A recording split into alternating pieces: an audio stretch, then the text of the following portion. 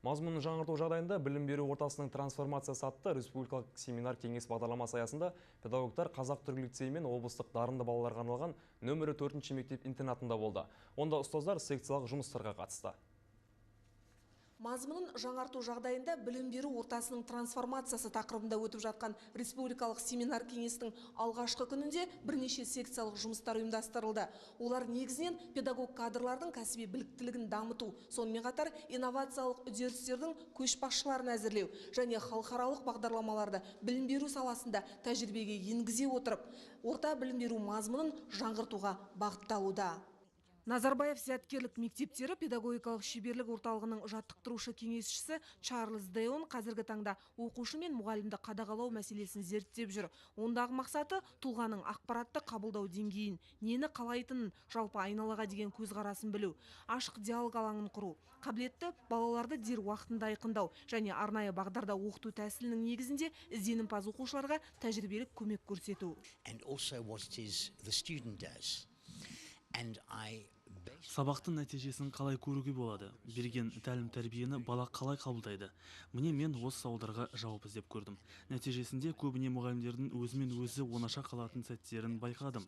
Яғни оқушымен тіл табыса алмаса, сол проблемамен өзі қалады. Ал негізінде бұлай болмау керек. Ұстаз өз кемшіліктерін әріптестерімен бөлісіп, оның шешу жолдарын қарастыру керек. Келешек кілті жастардың қолында, ал олардың мықты азамат болып қалыптасу үшін ағартушылардың білім біліктілігі маңызды. Бұл ретте Назарбаев зияткерлік мектептері педагогикалық шеберлік орталығы қолға алған деңгейлі оқыту жүйесін жаңғырту күн тәртібінде. Осы жылы біздің білім саласына ерекше жыл болып келеді, өйткені Қазақстан PISA 2015, TIMSS 2015 халықаралық сайысқа қатысады. PISA 2015-ке 15 жастағы оқушылар қатысады, TIMSS-қа 4-8 сынып оқушылар қатысады. Бізден осы үлкен форумға қатысуымыз осы Қызылорда облысын тағы да айтып кеткіміз кеп тұр. Қызылорда облысынан PISA-ға 9 мектеп қатысайын деп отыр. 9 мектептің 300 баласы қатысайын деп отыр. TIMSS-қа 13 мектеп қатысайын деп отыр.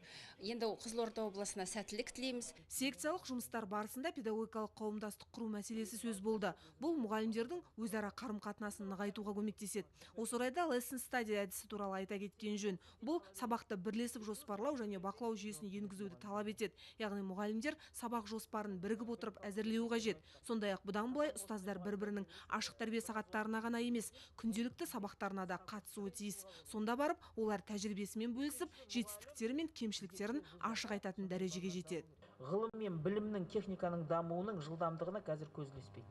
Міне осындай жағдайда сізге мүмкін мамандығыңызды өзгертуге тура келеді. Сіз оны өмірлік катастрофа ретінде қабылдамауыңыз керек. Сіз профессияңызды өзгертуге, басқа мамандықтан қайтадан нөлден бастауға дайын болуыңыз керек. Бұл да психологиялық дайындық. Осыған біздің мұғалімдеріміз дайын ба? Баланы жетелеуге, балаға жол беруге. Мектептің бүгінгі миссиясы үлкен. Ол баланы өмір бойы оқуға дайындау. Бастауыш сынып мұғалімі Гүлнар Ибраимова бірінші деңгейлі оқыту курсынан өткен. Арал ауданындағы нөмірі 220-шы тірек мектептер қатарына жататын білім ошағында қызмет етеді. Ағартушы біліктілігінің арқасында халықаралық бағдарламаларды тәжірибеге енгізіп үлгерген. Жалпы бұл жұмыстың тиімділігі бағдарламаның неде? Мұғалімдердің қауымдастығын біріктіруге және олардың бірлесе жұмыс жасауына, жоспар құрғанда бірлесіп еңбек етуіне, lesson study тәсілі бойынша мұғалімдер бірлесе отырып, сол жоспарды қалай жүргізу керек және не тиімді, не тиімсіз осы мақсатта түрлі жұмыстар атқарып жатырмыз. Негізгі идея әр оқушының тұлғалық қасиетін жан-жақты дамыту. Сонда әрбір жас өзін өзі бағалап, қоғамдағы орнын айқындап, қай мамандықты қалайтынын, қай салада өзін басқаға мойындата алатынын түсінетін жағдайға жетеді дейді мамандар. Семинарға қатысушылар осы тұрғыда өз ойларын ортаға салып, пікір алмасты. Бұның барлығы да келешекте енді балаларымыздың жоғарғы деңгейде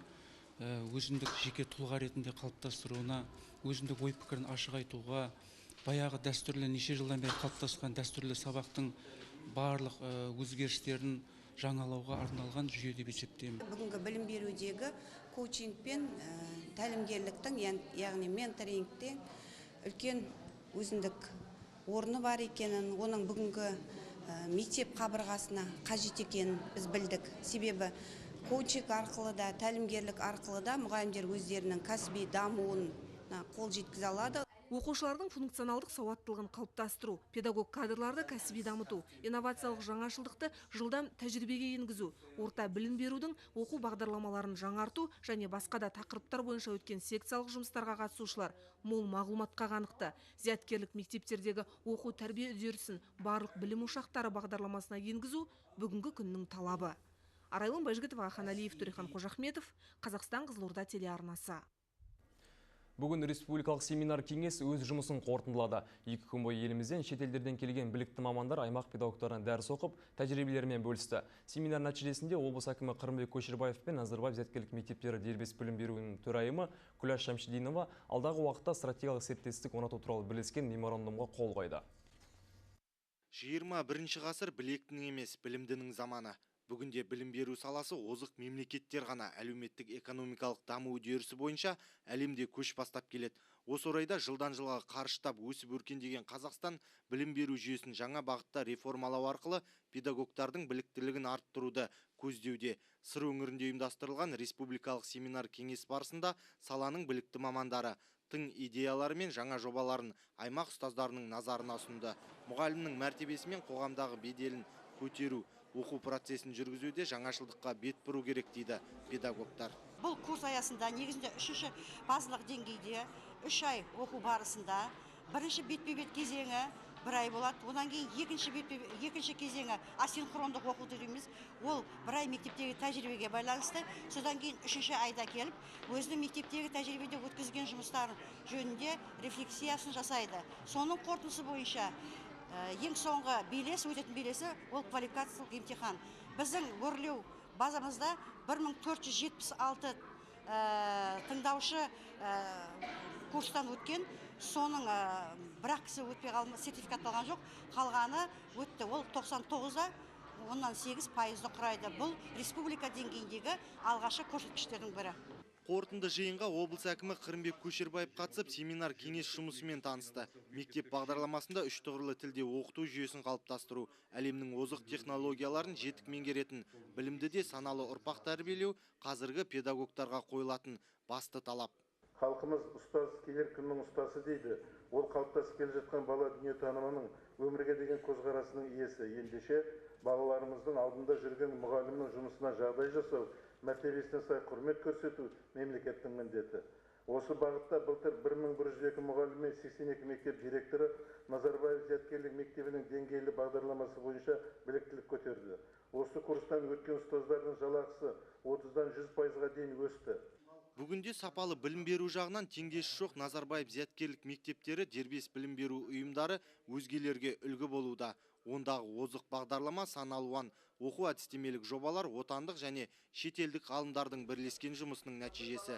Біз мұнымен тоқтап қалмай заман ағымымен кәсіби біліктілігімізді жетілдіре түсуге міндеттіміз дейді айтулы білім ошағының төрайымы. Білім кез келген халықтың интеллектуалды және рухани әлеуетін жинақтайды. Елдің дамуының негізі болып табылады.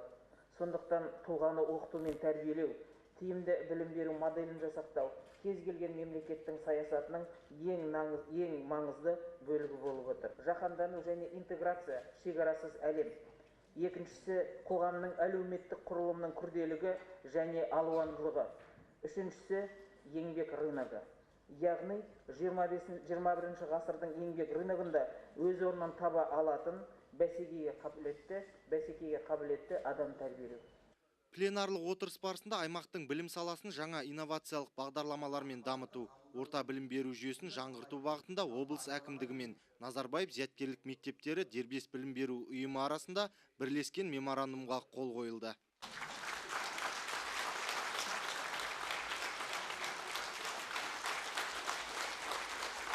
Басты сала білім беруді заман талабына лайықтау, трансформациялау баршамызға ортақ аса маңызды міндет екендігін әрбір ұстаз есте сақтауы қажет. Ең әуелі мұғалімдер қауымы осынан терең ұғынып, жаңаша жұмысқа, жаңа әдіске көшіп, техника мен технологияларға шындап қызықпаса, сол арқылы жаңашылда жасампаз әрекетке көшпесе, білім беру жүйесінің заман талабына лайықтаудың берекесі келмейді. Облыстың білім саласына тың серпіліс әкелген республикалық семинар кеңес жұмысын шетелдік мамандар жоғары деңгейде бағалады. Алдағы уақытта қабылданған жаңа реформалар өз жемісін береді деген сенімдеміз. Әділбек Жақанов, Алмат Меңдібаев, Серік Қаражігітов, Қазақстан Қызылорда телеарнасы.